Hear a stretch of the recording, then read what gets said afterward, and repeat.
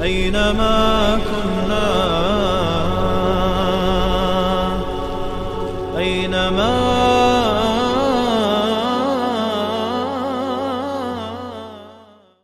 السلام علیکم و رحمت الله و برکاته.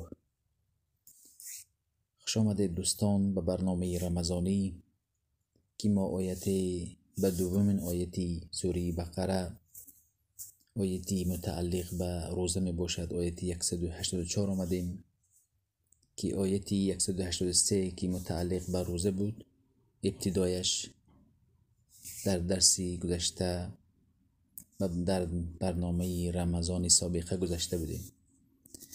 الله میفرماید اعوذ بالله من الشیطان الرجیم ایاما معدودات.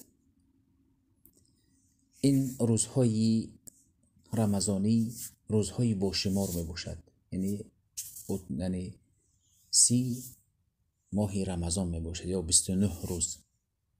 فمن كان منكم مريضا او على سفر فعدة من ایام اخر. هر کسی که از شما بیمار باشد یا که در سفر باشد می تواند که این روزه ها را در غیر سفر بگیرد، وقتی که از سفر برگشت این روزه را بگیرد.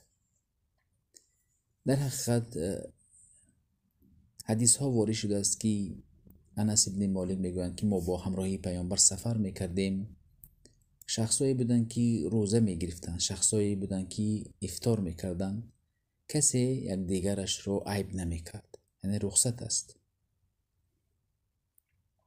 و اینچنین شخصای بیماری که بیماریشان بسیار میشود با سبب روزه، آنها نیز تا درست شدن روزه نمیگیرند، رخصت میباشد. و علی الذین یطیقونه فدیه طعام مسکین. در ابتدای اسلام روزه داشتن و طعام دادن اختیاری بود. مثلا هر کسی که میخواست روزه میداشت، هر کسی که نمیخواست روزه رو افطار میکرد و به جایش به عوضش به مسکین ها طعام میداد. برای من الله گفته است که و علی الذین یطیقونه فدیه طعام مسکین. کسایی که میتوانند روزه داشتن با وجود این روزه نمیگیرند، آنها فدیه دیند، یعنی طعام برای مسکین ها دیند، یعنی کفایه بود. این در ابتدای اسلام. سپس این آیت حکمش از بین رفت. حکم این آیت از بین رفت با دلیل آیتی که پس از این می آید، آیتی 185 سوره بقره فمن شهید منکم الشهر فلیصمه. هر کسی که ماه هلال رو دید در ماه پیش از در آمدن ماه رمضان، او باید روزه بگیرد. حکمش از بین رفته بود. اما آثاری است که انس ابن مالک وقتی که به سن سالمندی رفته رسیدن، روزه گرفته نمیتوانستند، به جایش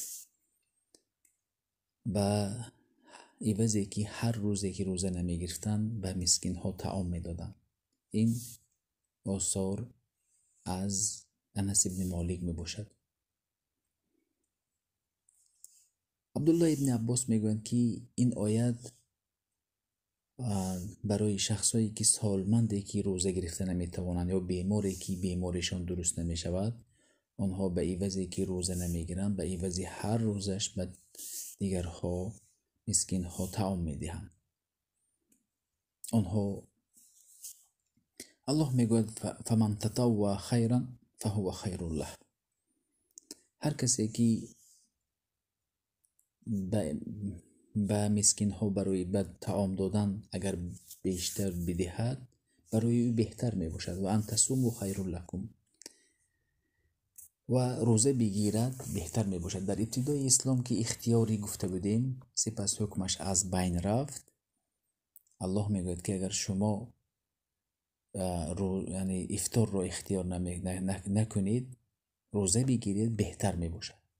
و ان تصوموا خیر لکم ان کنتم تعلمون. اگر شما دانید. بنابراین این آیتی که 184 سوره بقره در ابتدای اسلام روزه گرفتن و افطار کردن اختیاری بود، این حکمش از بین رفته است. و دیگر این درسی و یعنی برنامه رمضانی که آیتی پس از این می آمده که شهر رمضان الذی، که با این دلیل این آیت محکم است و ناسخ کننده آیتی که امروز گذشته بودیم. این بود هدیه رمضانی. السلام علیکم و رحمت الله و برکاته.